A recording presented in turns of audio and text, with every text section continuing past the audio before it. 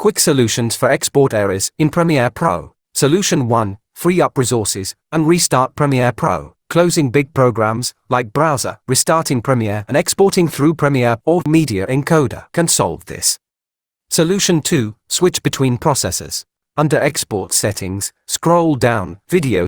Under Encoding Settings, switch performance between different options, software, hardware, metal ray, etc., and exporting may solve this. Solution 3. Render timeline and export. Open Sequence Settings.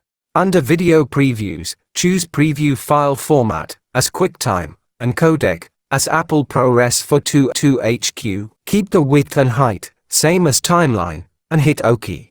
Now, select the beginning of the timeline as in point and end as out point. Sequence render in out.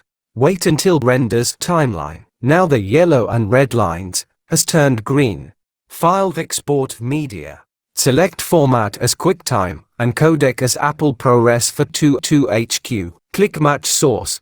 Scroll down under General, check Use Previews, and exporting again can solve this. In the next video, we will talk about advanced solutions to solve export issue.